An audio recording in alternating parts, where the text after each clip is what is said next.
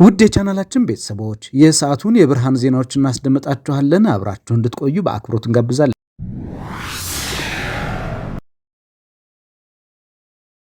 የምርጫ ቀን ስለሆነ መንግስት የለም በማለት ያስገድዶ መድፈር ወንጀል የፈጸመው ተከሳሽ በጽኑ እስራት ተቀጣ።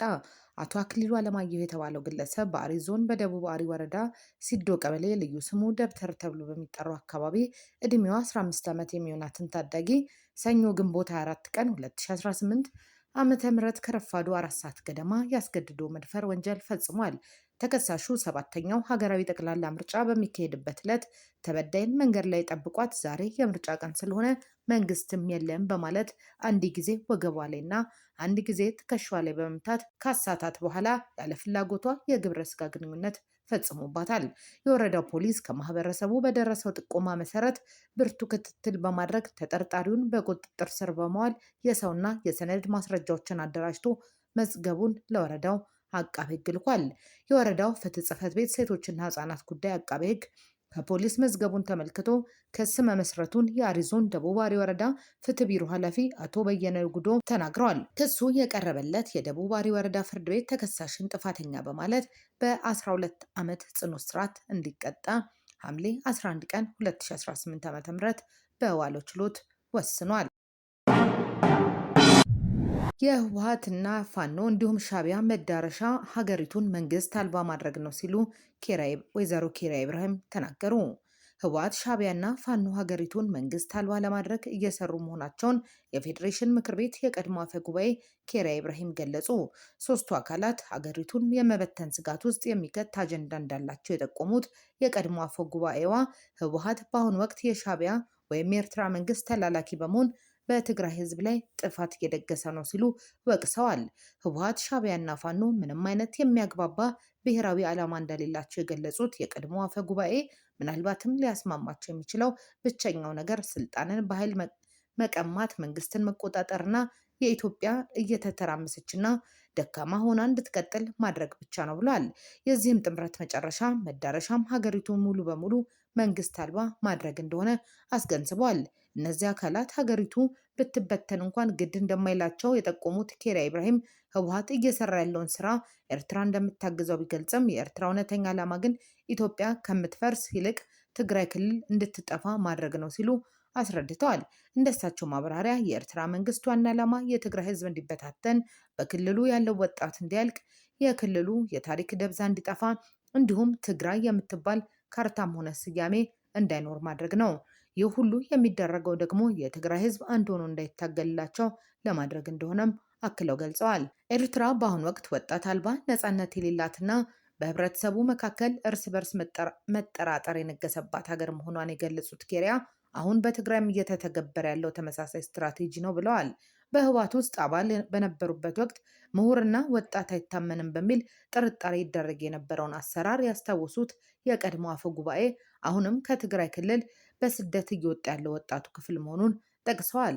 ወጣት በሌለበት ደግሞ ማንም ተቃዋሚ አይኖርም ተብሎ ስለሚታሰብ ቡድኑ ይህንን አቅዶ እየሰራበት እንዳለና ይህም ሻዕቢያ በገዛ ሀገሩ የደረሰውን ጥፋት በትግራይም እንዲደግም የሰጠው ትዕዛዝ መሆኑን ገልጸዋል። ህወሓት በራሱ ነፃ ፈቃድ ሳይሆን ለሻዕቢያ ታዞ እየሰራ መሆኑን የገለጹት ኪሪያ ለሻዕቢያ ከመታዘዝ ይልቅ ለራስ ሀገር ማገልገል የተሻለ ነው ካሉ በኋላ በሻዕቢያ ስር ሆኖ ህዝብን ከማስጨረስ ይልቅ ለብልጽግና መንግስት እጅ መስጠት የተሻለ ምርጫ ነው ሲሉ ከፋና ቴሌቪዥን ጋር ባደረጉት ቃለ ምልልስ ተናግረዋል። በ5857 አመራሮችና ሰራተኞች ላይ እርምጃ ተወስዷል ተባለ። ሌብነት፣ ዳተኝነትና የህዝብ እንግልትን በማስወገድ ጠንካራ የተጠያቂነት ስርዓትን ለማስፈን በተወሰደ እርምጃ በአዲስ አበባ ከተማ አስተዳደር 5857 አመራሮች፣ ባለሙያዎች፣ ተገልጋዮች ላይ አስተዳደራዊና ህጋዊ እርምጃዎች መወሰዳቸውን ከንቲባ አዳነች አቤቤ ገለጹ። ከንቲባ አዳነች አቤቤ 2018 በጀት ዓመት እቅድ አፈጻጸም ሪፖርት ባቀረቡበት ወቅት እንደገለጹት አገልግሎት አሰጣጥን ግልጽና ተጠያቂነት የሰፈነበት ለማድረግ አስተዳደሩ በአዲስ ሚዲያ ኔትወርክ በኩል አዳዲስ አሰራሮችን ዘርግቷል። እነዚህም አገልጋዩ ፕሮግራም አመራሩ ከህዝቡ ለሚነሱ ጥያቄዎች በቀጥታ ስርጭት ምላሽ የሚሰጥበት እንዲሁም ዋርካ ፕሮግራም አገልጋዩና ህዝቡ በአካል ተገናኝተው ፊት ለፊት የሚጠያየቁበት የውይይት መድረኮች ናቸው ብለዋል። በእነዚህ ሚዲያ መድረኮች ከተነሱት የተገልጋይ ጥያቄዎችና ቅሬታ መካከል 89 በመቶ የሚሆኑት አፋጣኝ ምላሽ አግኝተው መፈታታቸውን ከንቲባው አመላክተዋል።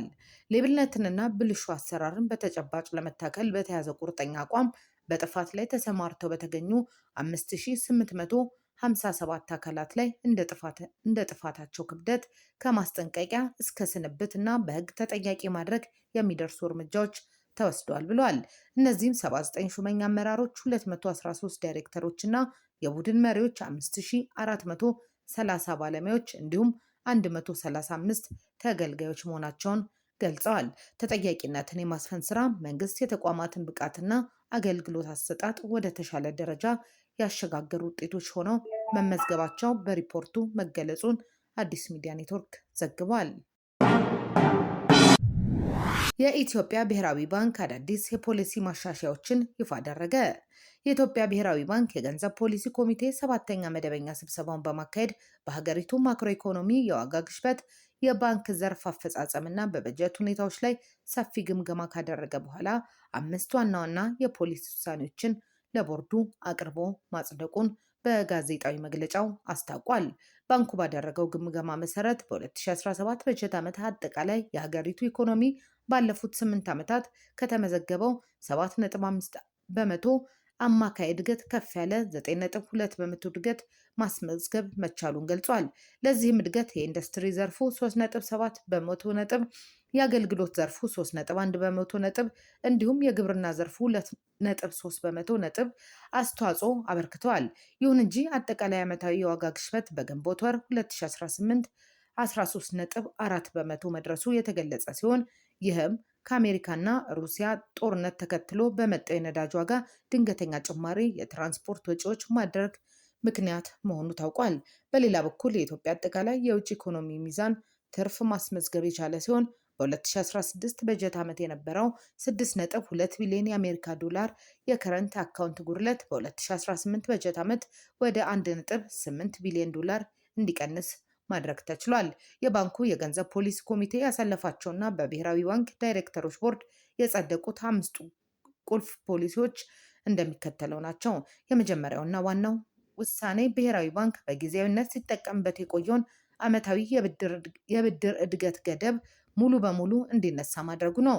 ይህ የብድር ገደብ የተነሳው የታቀዱትን ዓላማዎች በማሳካቱና የወለድ ተመንን መሰረት ያደረገው የገንዘብ ፖሊሲ ማዕቀፍ ወደ ላቀ ሽግግር በመድረሱ እንጂ የባንኩ ጥብቅ የገንዘብ ፖሊሲ አቋም ተቀይሮ እንዳልሆነ ተብራርቷል። ውሳኔው የብድር ገደብ መነሳትን ተከትሎ ተመጣጣኝ የጥብቅ ፖሊሲ እርምጃ መውሰድ አስፈላጊ በመሆኑ የብሔራዊ ባንክ ፖሊሲ ወለድ ምጣኔ 1 በመቶ ነጥብ እንዲያድግ ተደርጓል። በዚህ መሰረት የፖሊሲ ወለድ ምጣኔ ከ15 በመቶ ወደ 16 በመቶ ከፍ እንዲል የተወሰነ ሲሆን 300ኛ ነጥብ ክልል ሳይለወጥ እንዲቆይ ተደርጓል። ሶስተኛ ውሳኔ የብድር እድገት መስፋፋት በዋጋ ግሽበት ላይ አሉታዊ ጫና የሚያሳድር ሆኖ ሲገኝ በእያንዳንዱ ባንክ የብድርና የተቀማጭ ሂሳብ ምጣኔ ታርጌት ላይ በመመስረት የተለያየ የመጠባበቂያ ተቀማጭ እንዲተገበር መወሰኑ ነው። አራተኛው ማሻሻያ ከሸቀጣ ሸቀጦች ገቢ ንግድ ጋር የተያዙ ወጪዎችን ለመቀነስና የውጭ ምንዛሬ ገበያን ለማሳደግ ይረዳ ዘንድ የኢትዮጵያ ብሔራዊ ባንክ የውጭ ምንዛሬ ኮሚሽን ምጣኔን ከ2.5 በመቶ ወደ 1.5 በመቶ እንዲቀንስ ተወስኗል። አምስተኛውና የመጨረሻው ውሳኔ የውጭ ንግድ ተወዳዳሪነትን ለማሻሻልና የገበያ ላይ መተማመን ለመገንባት የታለመ ሲሆን ላኪዎች ከሚያገኙት የውጭ ምንዛሬ ግኝት ላይ ለባንኮች እንዲያስረክቡ ቀደም ሲል ይጠየቁ ከነበረው 50 በመቶ ወደ 30 በመቶ ዝቅ እንዲል ተደርጓል።